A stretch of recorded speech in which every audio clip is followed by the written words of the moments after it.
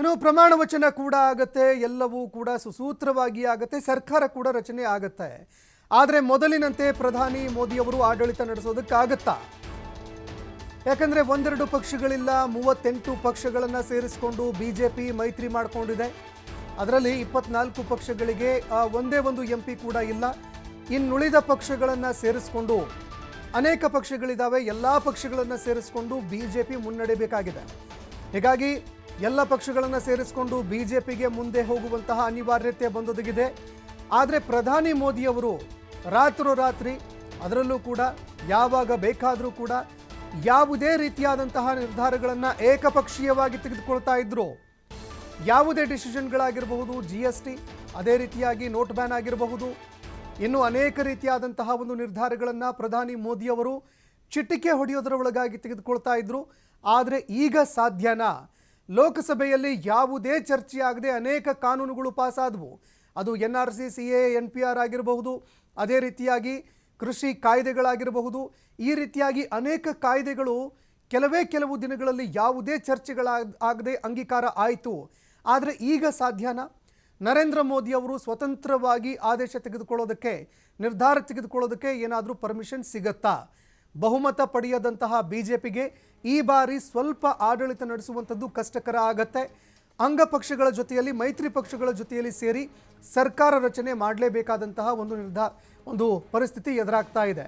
ಇನ್ನು ಮತ್ತೊಂದೆಡೆಯಲ್ಲಿ ಮತ್ತೊಂದು ವಿಷಯ ಕೂಡ ಇಲ್ಲಿ ಕೇಳಿಬರ್ತಾ ಇರುವಂಥದ್ದು, ಪ್ರಧಾನಿ ಮೋದಿಯವರನ್ನು ಬಂಗಾರದ ಪಂಜರದಲ್ಲಿ ಏನಾದರೂ ನಿತೀಶ್ ಕುಮಾರ್ ಹಾಗೂ ಚಂದ್ರಬಾಬು ನಾಯ್ಡು ಇಬ್ಬರೂ ಕೂಡ ಬಂಧನ ಏನಾದರೂ ಮಾಡ್ತಾರಾ, ಪಂಜರದ ಪಕ್ಷಿ ಅಂತ ಏನಾದರೂ ಆಡಿಸ್ತಾರಾ ಅನ್ನುವಂತಹ ಪ್ರಶ್ನೆ ಕೂಡ ಎದುರಾಗ್ತಾ ಇದೆ. ಇನ್ನು ಅದೇ ರೀತಿಯಾಗಿ ಏನೇ ನಿರ್ಧಾರವನ್ನು ತೆಗೆದುಕೊಳ್ಬೇಕಾದ್ರೂ ಕೂಡ ಮೈತ್ರಿ ಪಕ್ಷಗಳನ್ನು ಕೇಳಿಯೇ ನಿರ್ಧಾರವನ್ನು ಮಾಡಬೇಕಾಗತ್ತೆ. ಈ ಬಾರಿ ಪ್ರಧಾನಿ ಮೋದಿಯವರು ಅಂದುಕೊಂಡಿದ್ದಂತಹ ಯೋಜನೆಗಳು, ಅದೇ ರೀತಿಯಾಗಿ ಅನೇಕ ಕಾನೂನುಗಳು ಯಾವುದು ಕೂಡ ಜಾರಿಯಾಗೋದಿಲ್ಲ.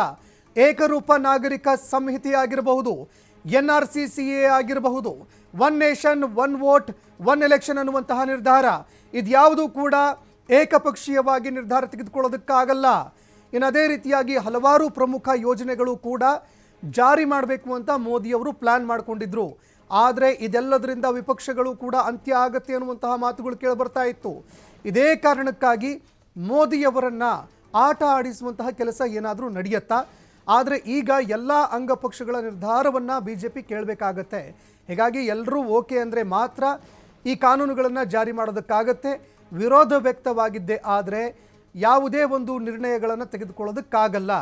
ಈಗಾಗಲೇ ಕೇಂದ್ರ ಬಿಜೆಪಿಗೆ ಸಾಥ್ ನೀಡೋದಕ್ಕೆ ಹಲವಾರು ಪಕ್ಷಗಳು ಅನೇಕ ಷರತ್ತುಗಳನ್ನು ಕೂಡ ವಿಧಿಸಿದ್ದಾವೆ.